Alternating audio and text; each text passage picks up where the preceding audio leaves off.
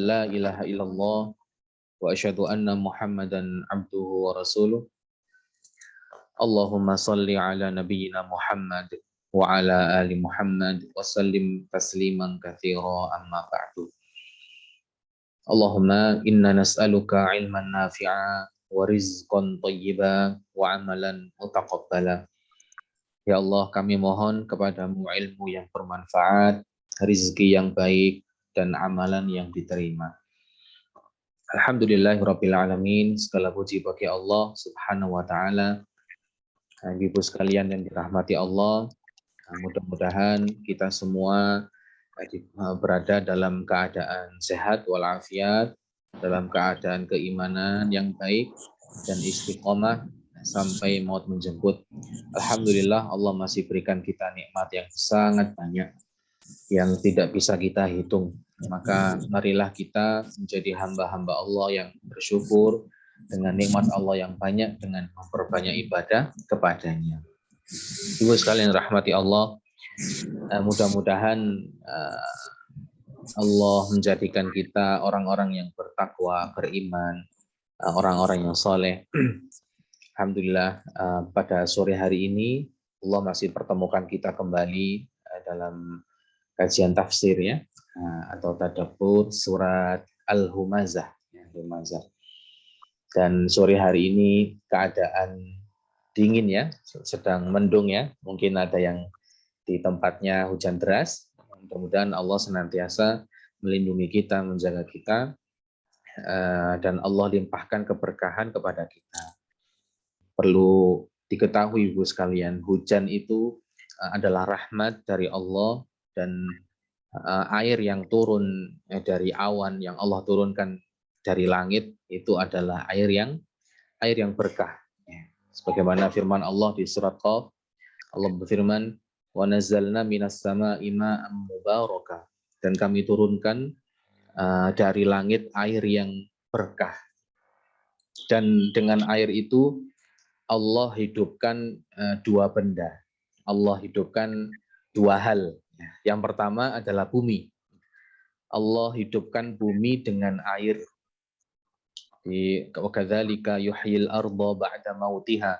Demikianlah Allah menghidupkan bumi setelah matinya, yaitu sebelumnya bumi itu kering, tidak ada tumbuhan, kemudian Allah beri air sehingga tumbuhan muncul dan bumi menjadi hidup. Itu hal yang pertama. Dan Allah juga menghidupkan hal yang kedua, yaitu hati. Allah hidupkan hati dengan sesuatu yang diumpamakan dengan hujan. Apa itu? Yaitu Al-Quran, Al-Quranul Karim. Rasulullah pernah berdoa, Allahumma ja'alil Qur'ana rabi'a qalbi. Ya Allah, jadikanlah Al-Quran itu sebagai hujan di hatiku. Mengapa Allah permisalkan Al-Quran itu sebagai hujan? Karena sebagaimana air bisa menghidupkan bumi, maka air hujan juga bisa menghidupkan hati. Al-Quran Allah misalkan sebagai hujan karena dengan Al-Quran hati itu bisa menjadi hidup. Allah hidupkan hati setelah matinya. Kita punya hati semuanya Ibu sekalian, tapi kita nggak tahu hati kita itu sedang mati atau sakit atau hidup.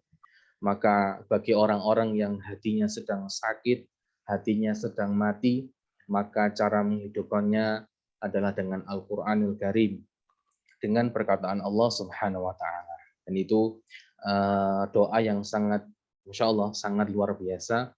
Itu doa kalau kita ucapkan, maka kata Rasulullah, siapa yang mengucapkan doa itu, maka kesedihannya akan hilang dan kesedihannya akan diganti oleh Allah dengan kegembiraan. Allahumma ja'alil Qur'ana rabi'a qalbi. Ya Allah, jadikan Al-Quran sebagai hujan di hatiku. Ini karena kita sedang dalam keadaan hujan ya, Ibu sekalian. Insya Allah. Kemarin kita telah membahas tafsir surah Al-Humazah. Saya bacakan dulu ayatnya ya. A'udzu billahi minasy syaithanir rajim. Bismillahirrahmanirrahim. Wailul likulli humazatin lumazah alladzi jama'a malan wa 'addadah yahsabu anna malahu akhladah kalla layunbadanna fil hutamah wa ma adraka mal hutamah narullahil muqadah allati tattali'u 'alal af'idah innaha 'alaihim muqsadah fi 'amadin mumaddadah. Subhanallah. Kemudian bacaan surah Al-Humazah. Dan kemarin kita telah membahas dari ayat pertama dan masya Allah ya, baru ayat pertama ya, yang berfirman Allah, wailul likulli humazatil lumazah. Celakalah setiap pencela. Celakalah setiap pengumpat dan pencela. Dan Allah memberikan doa keburukan bagi setiap orang yang punya sifat dua ini, yaitu mengumpat dan mencela. Ya. Sukanya mencela, sukanya menghina orang. Bahkan contohnya sangat banyak. Ya. Menghina dengan tangan, menghina dengan lisan, dengan kedipan mata, dan yang lainnya. Bahkan ghibah, orang yang suka ghibah, ya, suka rasan-rasan, itu masuk ke dalam ayat ini. Humazah dan lumazah. Maka Allah mendoakan celaka bagi orang yang punya sifat tersebut. Mudah-mudahan Allah terhindar, mudah-mudahan kita terhindar dari sifat-sifat tersebut. Dan kita akan masuk Ibu sekalian di ayat yang kedua. Mungkin slide-nya bisa langsung Bu Ida di ayat yang kedua.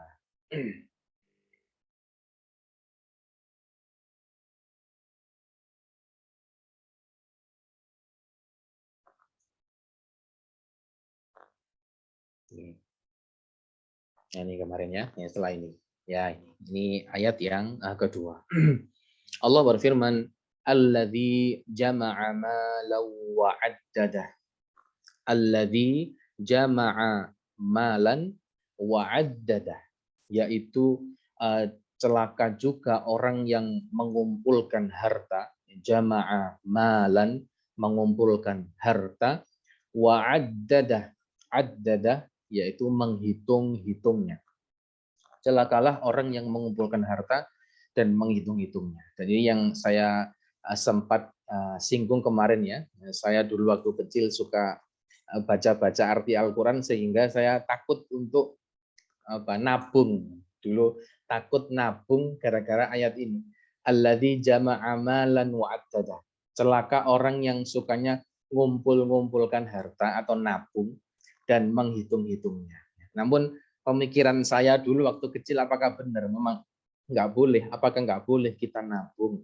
Apakah nggak boleh kita menghitung-hitung harta? Maka jawabannya ada di tafsir ayat yang kedua. Dan apa itu hubungan antara ayat 1 dan ayat kedua masih belum Bu Ida.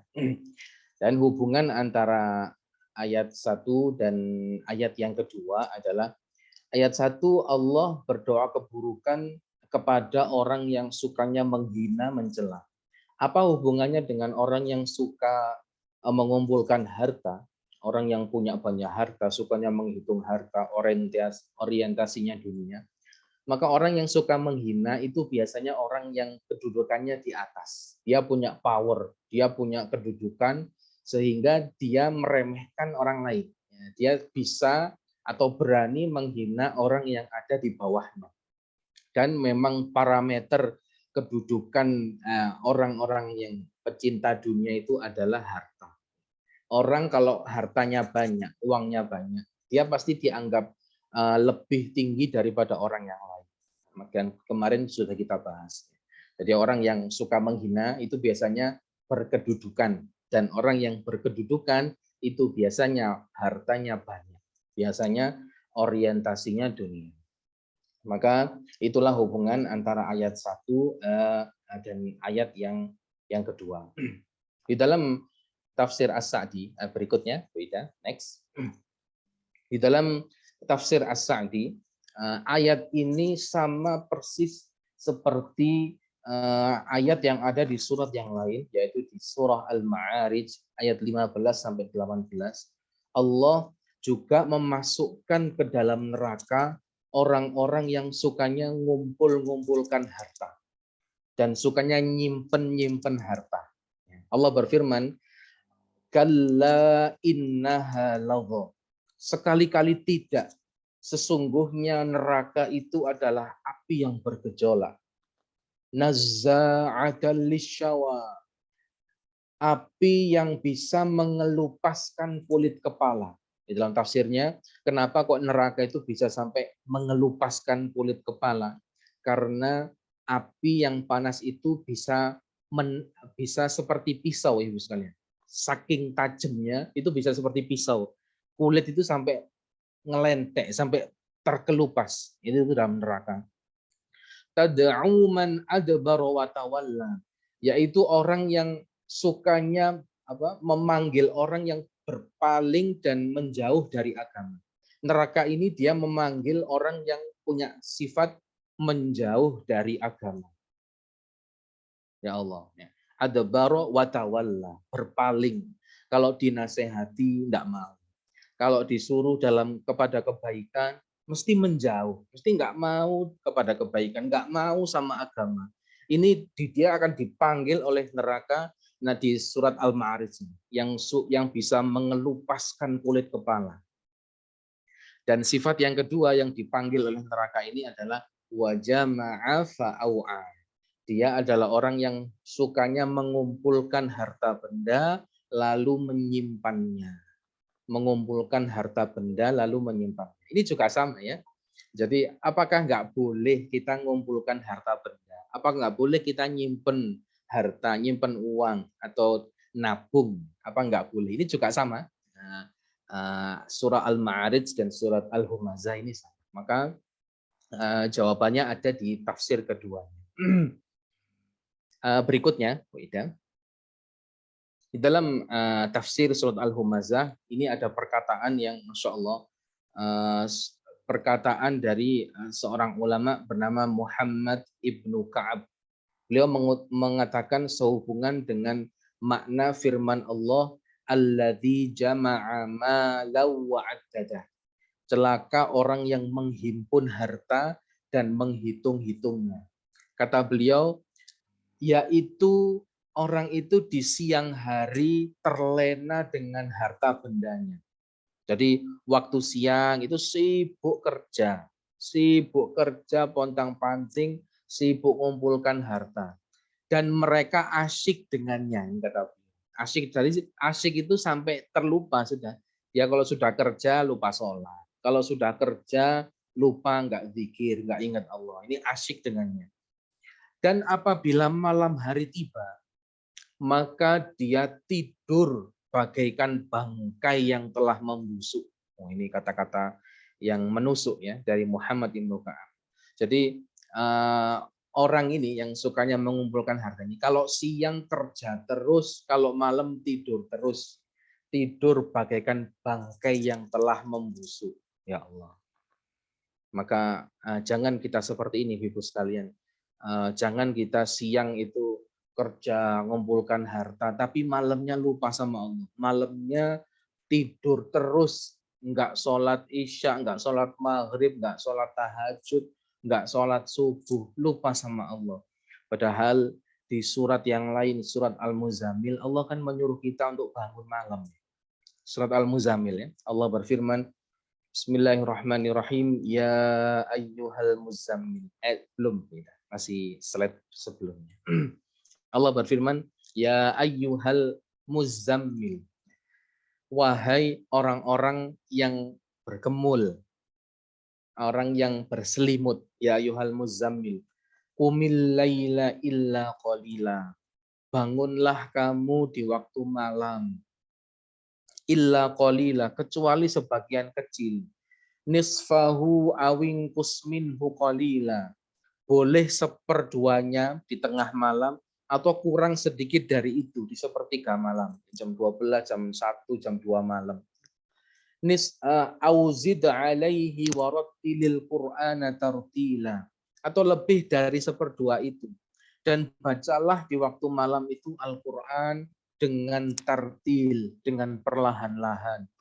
Inna sanulqi alaika qawlan tsaqila. Sesungguhnya kami akan menurunkan perkataan yang berat kepadamu, yaitu Al-Quran, itu termasuk qawlan tsaqila, perkataan yang sangat berat. Inna nasyi'atal laili hiya asyaddu wata'a wa aqwamu qila. Sungguh bangun malam itu lebih kuat pengaruhnya terhadap jiwa dan lebih mantap bacaan di waktu itu. Innalaka finnahari sabhan tawila. Ini garis bawah kita. Sesungguhnya engkau pada siang hari memiliki kesibukan yang panjang. Allah ciptakan siang sehingga siang itu terang benderang. Memang Allah ciptakan bagi manusia untuk bekerja. Jadi Allah ciptakan siang itu untuk mencari penghidupan. Ini surat An-Naba. Maka malamnya jangan digunakan untuk tidur terus. Lah kapan waktu untuk Allah? Kapan waktu kita bermunajat kepada Allah? Kapan waktu kita berduaan dengan Allah? Kalau siangnya sibuk, malamnya tidur. Nggak pernah zikir, nggak pernah sholat malam. Maka ayat ini, Bapak sekalian, itu menyinggung orang-orang yang kalau tidur malam bagaikan bangkai yang telah membusuk. Maksudnya tidur terus sampai pagi. Naudzubillah min dzalik. Mudah-mudahan Allah mudahkan kita untuk bisa bangun malam, bermunajat kepada Allah, berdoa, berduaan dengan Allah ketika malam hari. Maka fitnah ya kan zaman sekarang itu juga agak beda ya. Malam itu ya benar bangun ya. Betul, zaman sekarang itu orang-orang itu malam bangun. Ngapain? Ternyata ya ngopi, cangkruan sampai subuh. Ya Allah, saya lihat di daerah mana ini? Daerah sini ya, daerah Suhat dan lain-lain itu jam 3 subuh itu masih saja rame. Masya Allah, mungkin mereka rajin puasa ya. Jadi nyari sahur di jam 3 malam. Padahal bukan bulan Ramadan nih. Nah, ini juga fitnah. Mereka malamnya bangun tapi malah lalai. Kemudian habis subuh apa yang mereka lakukan? Tidur sampai jam 9 sampai jam 10 dibalik. Ya, ini juga fitnah juga. Mudah-mudahan Allah lindungi kita dari perbuatan seperti itu. Maka marilah kita jadi orang yang ingat kepada Allah di malam hari. Jangan tidur terus, tapi bangun malam, munajat, berdoa, dan sholat malam. Ya. Next, monggo Bu Ida. Ini berkaitan dengan Al-Humazah ayat yang kedua tadi. Alladzi jama'a malan wa 'addada. Orang yang sukanya mengumpulkan harta dan menghitung. Sebenarnya apa sih motif dia? Sebelumnya, sebenarnya apa motif dia? Yaitu dia terlalu cinta kepada harta dunia. Makanya dia sukanya mengumpulkan harta. Sebagaimana firman Allah dalam surah Al-Fajr ayat 20, Allah berfirman, wa tuhibbunal mala hubban jamma. Dan kamu mencintai harta dengan kecintaan yang berlebihan. Cinta itu boleh, Ibu sekalian. Tapi yang nggak boleh apa? Berlebihan. Yang nggak boleh berlebihan. Orang kalau sudah cintanya berlebihan, Allah akan uji dengannya. Ini cinta dengan harta berlebihan. Allah uji dengan harta. Cinta kepada anak berlebihan. Allah uji dengan anak. Cinta kepada pasangan berlebihan. Allah uji dengan pasangan. Wa tuhibbunal mala hubban jamma. Kamu itu mencintai harta dengan cinta yang berlebihan. Kenapa? Padahal harta kan akan lenyap, akan sirna. Gitu kan? Apa yang kita kumpulkan kan habis itu habis. Kita meninggal, kita nggak bawa harta. Harta akan berpindah tangan. Maka dalam suatu hadis, masih dalam slide ini ya, dalam suatu hadis Rasulullah SAW pernah bersabda, yaqulul abdu mali mali. Seorang hamba berkata, hartaku, hartaku. Maksudnya dia membanggakan hartanya. Mali, mali, ini loh hartaku, ini loh hartaku, ini loh duitku, uangku ini. Inna malahu min malihi salatun. Padahal hartanya itu cuma 3. Jadi kata Rasulullah, harta itu bisa dikelompokkan menjadi 3 hal. Harta. Yang pertama, ma'akala fa'afnai. Apa yang dia makan akan sirna. Jadi hartanya dia, rezekinya dia itu apa yang dia makan. Jadi kalau uang yang dia simpen itu sebenarnya bukan hartanya dia, bukan rezekinya dia. Tapi kalau dia harta itu sudah dibelikan makan, terus dimakan, itulah jadi rezekinya dia. Masya Allah. Jadi seberapa banyak harta kita, rezeki kita cuma ya sepiring itu. Kita punya uang 1 juta. Oh ini 1 juta ini rezeki saya. Belum tentu. Coba belikan pecel. Cuma 10.000 dimakan. Ya rezekimu 10.000. Maka rezeki kita adalah apa yang kita makan. Apa yang kita makan akan sirna. Maksudnya akan jadi kotoran. Yaitu harta itu bentuknya gitu. Yang dimakan akan jadi kotoran. Tidak berguna ya. Aula bisa fa'ablay, atau yang dia kenakan maka akan rusak. Harta kita yang sebenarnya adalah yang kita pakai akan rusak. Contoh, kita punya rumah sederhana, inilah rezeki kita. Kita punya sepeda motor, ini rezeki kita, soalnya kita pakai. Kalau kita punya mobil 5 misalnya, mobil kita 5, yang kita pakai berapa? Cuma 1 kan? Maka rezeki kita ya cuma 1. Yang 4 itu dipakai siapa? Dipakai sopir, maka itu rezekinya sopir. Maka rezeki kita yang sebenarnya adalah apa yang kita pakai. Lah yang kita simpan itu belum jadi rezeki. Belum jadi rezeki. Yang ketiga, au a'ta faqdanai wa ma siwa dzalika fahuwa dzahibun wa tarikuhu linnas. Dan harta yang ketiga adalah apa yang dia beri kepada orang lain, itulah harta yang dia kumpulkan. Jadi harta yang dia beri kepada orang lain, itulah harta dia yang sebenarnya. Nanti di akhirat dia akan mendapatkan pahalanya. Harta selain itu akan sirna dan diberi pada orang-orang yang ia tinggalkan. Jadi harta yang dia simpen, yang ada di rekening, ada di brankas, itu kalau dia meninggal, maka harta itu akan diberikan kepada orang lain, tidak bermanfaat. Itu bukan rezeki kita. Jadi harta kita, rezeki kita itu cuma 3 ya. Apa yang kita makan, apa yang kita pakai, dan apa yang kita sedekahkan kepada orang lain di jalan Allah. Itu hadis dari Rasulullah SAW. Itu tentang harta ya. Jadi apa yang kita sedekahkan itulah harta kita yang sebenarnya. Jangan tertipu Ibu sekalian. Apa yang kita simpen itu bukan harta kita. Kita punya berapa puluh juta di rekening. Kita punya berapa batang emas di berangkas. Itu bukan punya kita. Bukan rezeki kita. Itu punya orang lain. Baru kalau sudah kita pakai, baru itu punya kita. Dan itu Allah singgung dalam surat lain, di surat Az-Zariyat, masih dalam slide ini tadi, masih belum. Jadi Allah singgung dalam surat Az-Zariyat, Allah berfirman, wa fi amwalihim haqqul lisaili wal mahrum. Dan pada harta benda mereka itu ada hak untuk orang miskin yang meminta dan orang miskin yang tidak meminta. Allah sebutkan pada harta kita itu ada haknya orang lain. Pada harta kita itu sebenarnya ada haknya orang lain. Makanya kita disuruh sedekah, kita disuruh zakat, kita disuruh infak, memberikan hadiah kepada orang lain. Itu sebenarnya karena harta kita itu ada haknya orang lain. Ya, maka ini misalkan seorang suami,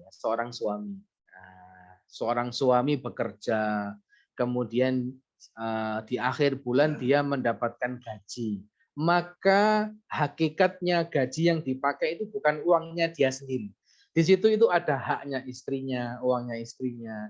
Di situ ada uangnya anaknya misalkan. Di situ ada uangnya ibunya, uangnya keluarganya. Jadi di Lauh Mahfud, di kitab takdir itu tulisannya, misalkan Allah memberi kamu gaji misalkan 10 juta. Lah, itu sebenarnya bukan 10 juta, bukan buat kamu semua. Itu ada 1 juta buat anak, 2 juta buat istri, 3 juta buat ibu dan yang lainnya. Sebenarnya begitu. Jadi di harta kita itu ada haknya orang lain. Contohnya istri bekerja.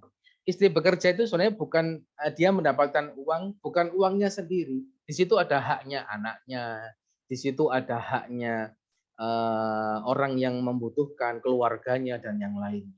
Maka itulah konsep anak itu punya rezekinya sendiri itu sebenarnya melalui kita. Kita itu cuma perantara saja. Kita cuma selang gitu. Rezeki dari Allah kita selang, dialirkan dari kita, dikasihkan ke anak. Ini rezekinya anaknya, rezekinya istrinya, ya dari suaminya dikasihkan istrinya. Itu sebenarnya rezekinya istrinya. Itulah makna firman Allah, wa fi amwalihim haqqul lisaili wal mahrum. Di harta kita itu ada haknya orang lain. Adanya haknya orang lain. Maka jangan lupa untuk memberi. Jangan lupa untuk memberi orang lain. Kembali ke ayat kedua di surat Al-Humazah. Next. Nah, monggo Bu Ida. Selanjutnya. Nah, maka ini dulu ya. Apakah mutlak tidak boleh kita itu mengumpulkan harta, menabung, ngitung-ngitung harta itu apakah mutlak tidak boleh? Jawabannya tidak. Jawabannya tidak. Maksudnya jawabannya boleh ya. Ya, boleh. Ada yang boleh, ada yang tidak. Maka hal itu bisa kita rinci Ibu sekalian, dan ini sudah digolongkan, ada 4 golongan. Ada beberapa golongan, dan sebelumnya masih belum. Jadi masih 2 golongan dulu di slide ini. Jadi ada beberapa golongan dan kita bisa melihat kita di golongan yang mana. Nanti kita bisa lihat ya, apakah kita termasuk golongan orang yang boleh nabung, boleh ngitung uang, atau tidak boleh. Maka kita lihat di sini ada beberapa golongan. Golongan yang pertama adalah golongan orang yang sedikit hartanya. Jadi Allah kan sudah membagi rizki sesuai dengan hikmahnya. Ada orang yang dibagi rizki cuma sedikit, ada orang yang dibagikan rizki dari Allah melimpah banyak. Dan golongan yang pertama adalah orang yang Allah takdirkan sedikit hartanya. Jadi Allah takdirkan sedikit hartanya, itu golongan yang pertama. Dan dia punya uang tapi nggak cukup untuk kebutuhan yang lainnya. Nggak cukup untuk kebutuhan. Dan ini disebut golongan apa? Masakin atau golongan miskin. Dia punya uang tapi tidak cukup untuk kebutuhannya. Misalkan uangnya sedikit, tapi kebutuhan belum beli baju, belum beli makan, belum untuk anaknya, belum untuk keluarganya, nggak cukup. Maka dia termasuk golongan yang pertama. Bolehkah orang di golongan pertama ini nabung? Bolehkah orang di golongan pertama ini ngitung uang? Jawabannya boleh. Boleh ya, boleh karena hartanya dianggap masih sedikit dan yang dari sedikit itu dia tidak bisa melepaskan diri dari kebutuhan pokoknya. Jadi dia nabung, hitung-hitung, padahal cuma sedikit. Itu pun nggak cukup dari kebutuhannya. Maka golongan yang pertama ini dia boleh nabung, boleh ngitung uang. Golongan orang yang sedikit hartanya. Golongan yang berikutnya, yang kedua, adalah golongan orang yang kaya tapi pelit. Golongan orang yang kaya tapi pelit. Dia punya banyak uang, dia punya banyak harta, tabungannya banyak, tapi tidak mau mengeluarkan di jalan Allah. nggak mau zakat, padahal dia punya banyak uang ya, uang tabungan, tapi nggak dizakati, padahal sudah mencapai nisab misalkan ya. Dia nggak mau sedekah sedikit pun, dia nggak mau infak sedikit pun. Yang penting ngumpul no duit, terus ditabung. Ini orang kaya yang pelit. Maka golongan yang kedua ini, dia apakah boleh nabung? Jawabannya tidak boleh nabung. Dia nggak boleh ngitung, dia nggak boleh nabung, kata para ulama. Orang yang banyak hartanya, tapi pelit, nggak mau zakat, nggak mau sedekah, nggak mau infak. Next, berikutnya. Dan golongan orang yang kedua ini, orang kaya yang tapi pelit ini, Allah singgung dalam surat At-Taubah ayat 34-35. Allah berfirman, Ya ayyuhalladzina amanu, wahai orang-orang yang beriman, inna katsirum minal ahbari warruhban, sesungguhnya banyak orang-orang alim dan rahib-rahib mereka layak kuluna amwalan nas bil batil. Mereka memakan harta-harta dengan jalan yang batil, jalan yang salah. Wa yasudduna an sabilillah. Mereka menghalangi manusia dari jalan Allah. Walladzina yaknizuna dzahab wal fiddah. Nah, ini yang kita garis bawahi sekalian. Dan orang-orang yang menyimpan emas dan perak, yaknizuna dzahab wal fiddah. Dia nyimpan emas, nyimpan perak, sukanya ngumpulkan harta, wala yunfikunaha fisabilillah. Tapi dia nggak mau menginfakkan di jalan Allah. Yang pertama, dia nggak mau zakat, padahal wajib zakat. Zakat fitri nggak mau, zakat mal nggak mau. Dia nggak mau sedekah, padahal uangnya banyak. Infak nggak mau, sedekah nggak mau, bantu orang miskin nggak mau, padahal uangnya banyak. Fabashshirhum bi'adzabin alim. Maka berikanlah kabar gembira kepada mereka dengan azab yang pedih. Ini kabar gembira dari Allah bagi mereka, yaitu azab yang pedih. Apa azabnya? Next, slide yang berikutnya, yaitu surat At-Taubah ayat 35. Yauma, sebelumnya, Yauma yuhma 'alaiha finnari jahannam. Ingatlah pada hari ketika emas dan perak dipanaskan di neraka jahanam. Yuhma 'alaiha finnari jahannam. Jadi emas dan perak yang mereka kumpulkan tadi oleh Allah dibakar, kemudian dipanaskan, dilelehkan. Fatukwa biha jibahuhum. Kemudian dengan lelehan emas perak yang panas tadi disetrika di dahi mereka. Ya Allah. Allah sebut dengan fatukwa. Fatukwa itu setrika ya. Kalau kita tahu ya, setrika insya Allah sangat panas yang untuk merapikan baju. Nanti di akhirat bukan baju yang dirapikan, nanti dahinya orang-orang yang pelit itu dirapikan oleh Allah, disetrika dahinya. Wajunubuhum, kemudian disetrika lambung mereka, perutnya disetrika. Wazuhuruhum, kemudian disetrika punggung mereka. Alhamdulillah. Jadi nanti orang yang sukanya ngumpulkan emas, perak, harta nanti dibakar, dilelehkan, disetrika di 3 jenis, di dahi, lambung, dan punggung. Kemudian dikatakan kepada mereka, hadza ma kanaztum li anfusikum. Inilah harta yang kamu simpan untuk dirimu sendiri. Ini loh harta tabunganmu ini. Harta tabunganmu akan dibuat apa? Bahan untuk menyetrika dirimu. Fadzuqu ma kuntum taknizun. Maka rasakanlah, kata Allah, akibat dari apa yang kamu simpan itu. Rasakanlah akibat dari apa yang kamu tabung itu.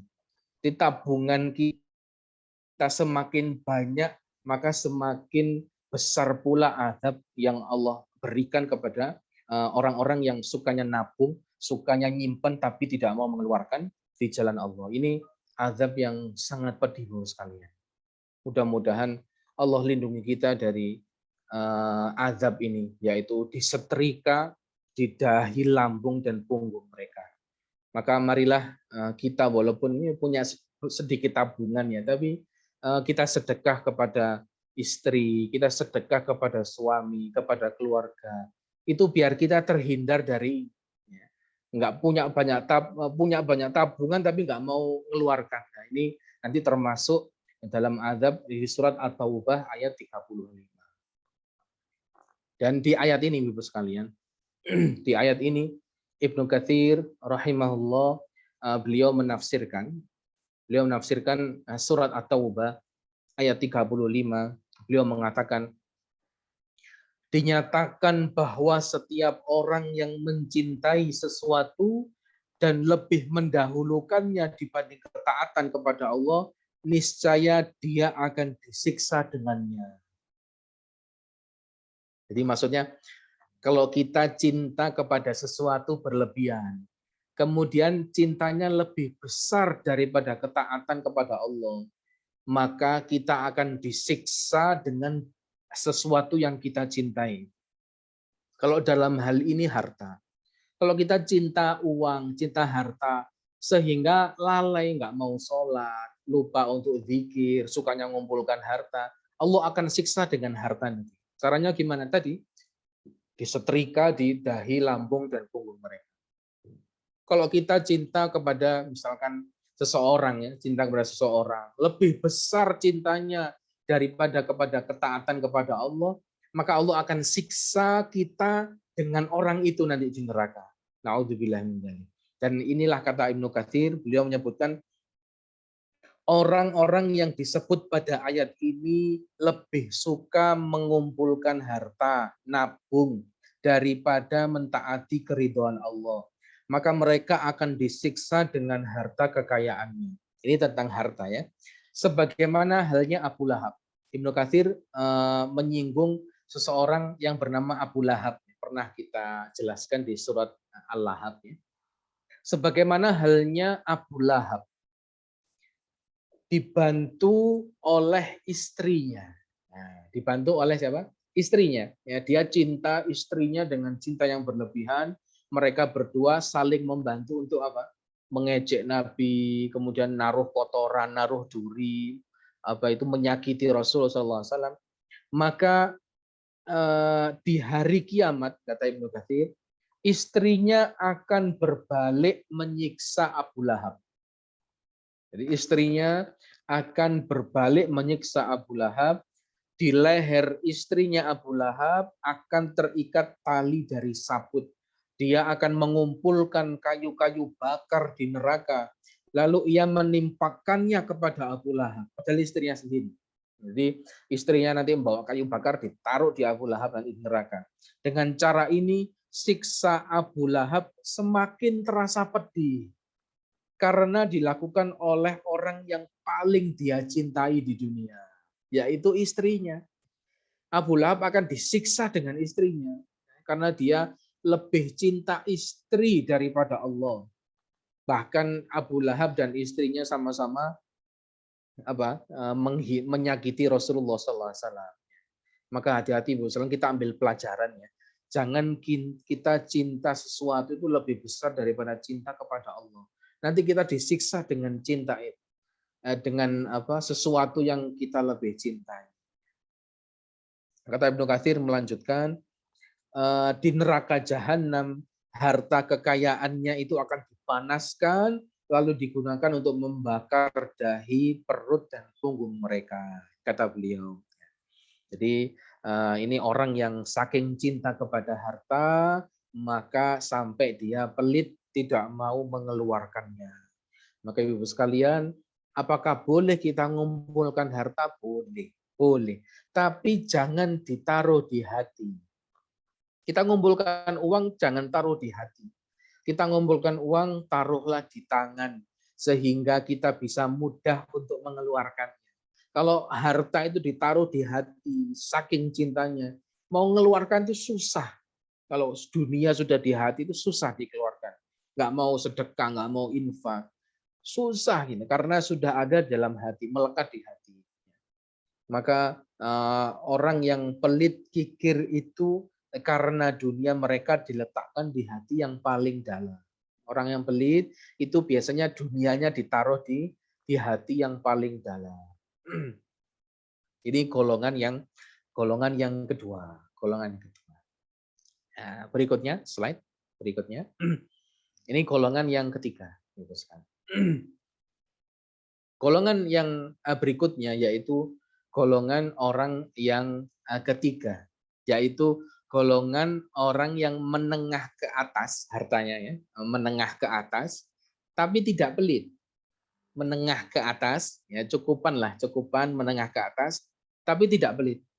Jadi dia masih punya banyak harta, tapi dia masih mau zakat. Waktunya zakat dia zakat. Waktunya sedekah dia sedekah. Waktunya infak dia infak. Maka apakah golongan ketiga ini boleh menabung? Jawabannya boleh. Masih boleh nabung dan masih boleh menghitungnya. Karena dia punya harta dan dia sudah zakati hartanya. Dia sudah keluarkan di jalan Allah. Sedekah dan infak. Dan dia masih butuh ya, masih butuh dengan hartanya, makanya dia menghitung-hitungnya. Oh ini buat ini buat ini kan dihitung ya.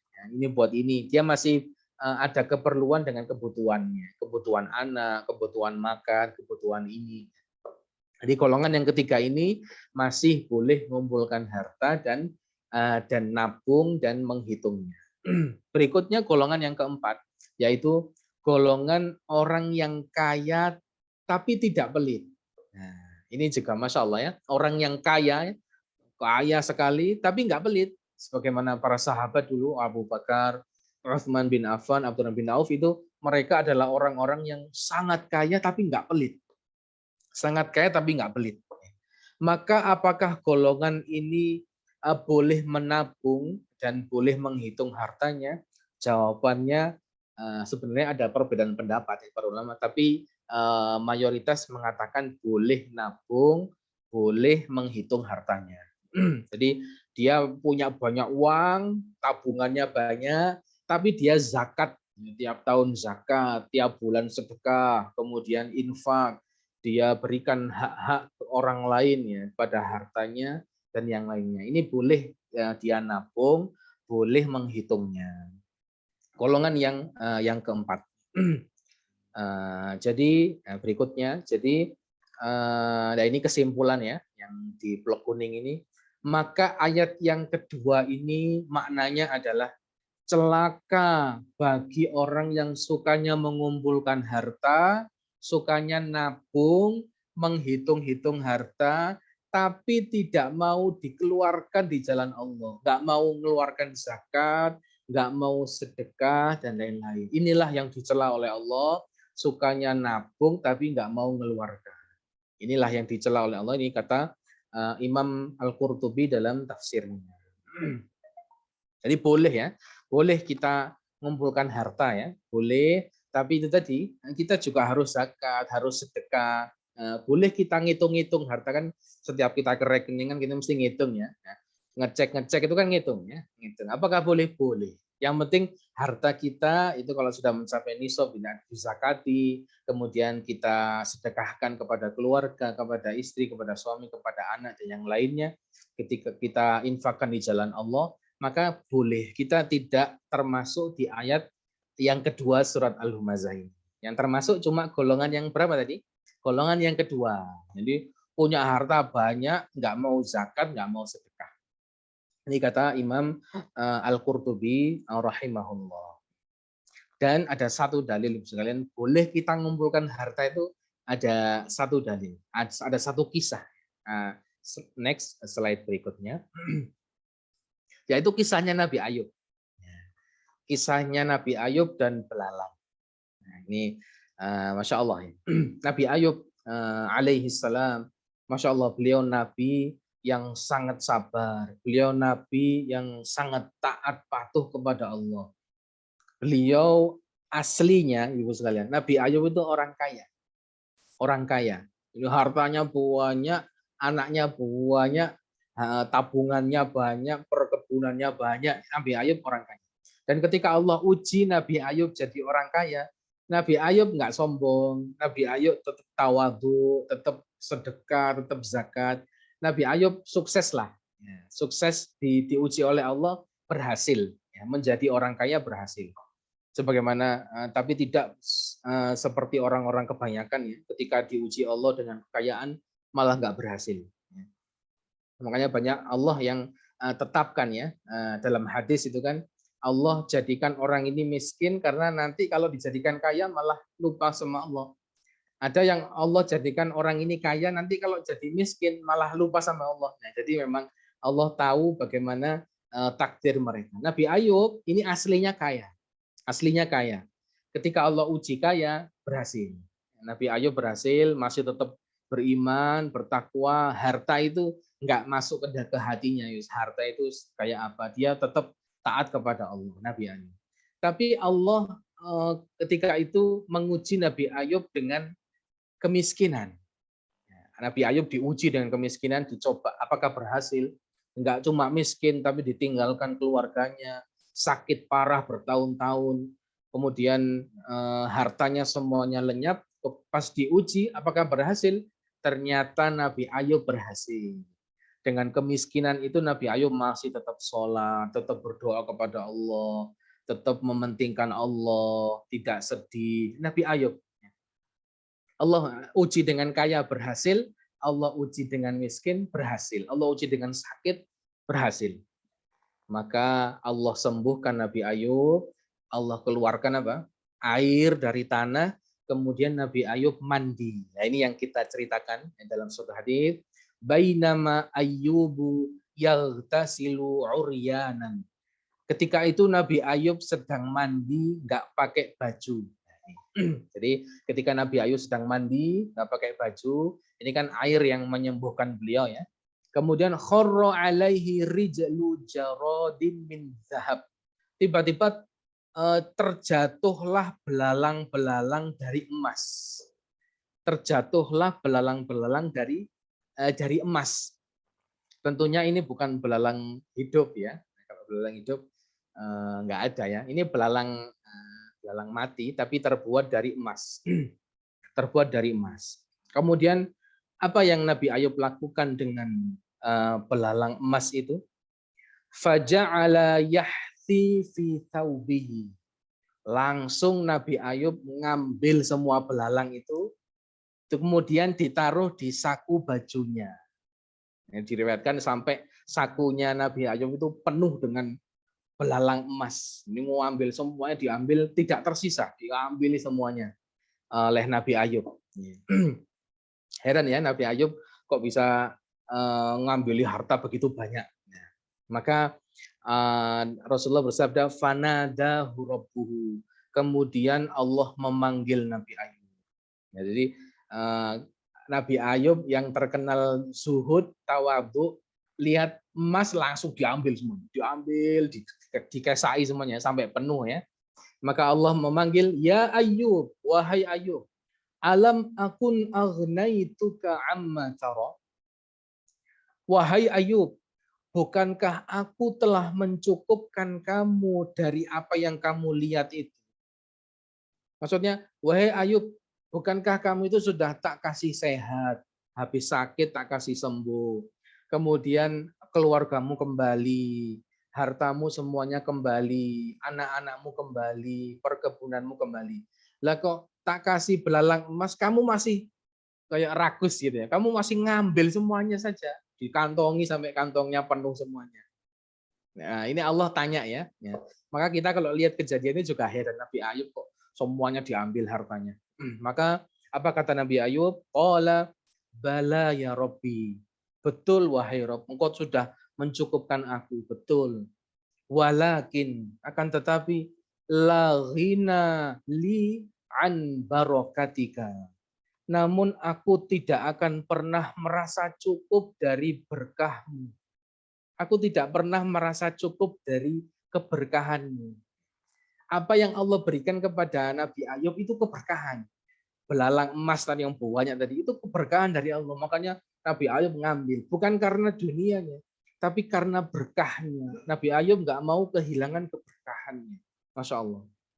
Ini menjadi dalil bahwasanya orang Islam itu boleh mengumpulkan banyak uang, tapi dengan syarat apa? Dengan syarat dia pastikan dia bisa bersyukur dengan uang itu dan tidak lalai darinya. Nabi Ayub itu sudah teruji ya, diuji kaya sudah berhasil lah. Jadi Nabi Ayub itu dipastikan dia pasti bersyukur dengan apa yang Allah berikan dan dia tidak lalai dari Allah dengan hartanya tadi. Maka orang Islam boleh mengumpulkan harta banyak, silahkan. Itu keberkahan dari Allah. Semua yang dia kasih, Allah yang kasih itu semuanya berkah. Silahkan diambil di bumi ini yang banyak, silahkan. Tapi jangan sampai lalai dari ketaatan kepada Allah. Jangan sampai kita lupa untuk bersyukur. Nah, ini dalil bahwasanya kita boleh mengumpulkan harta dan boleh ngitungnya. Tapi jangan lupa apa tadi? Jangan lupa sedekah, jangan lupa zakat, infak, jangan sampai lalai dari ketaatan kepada Allah Subhanahu wa taala. Ini kisah Nabi Ayub ya dengan belalang emas. Berikutnya, slide berikutnya. Ini penjelasan kita yang terakhir yaitu ayat yang ketiga. Ini salah satu sifat juga dari orang yang celaka tadi, yaitu Allah berfirman, yahsabu annama lahu akhladah.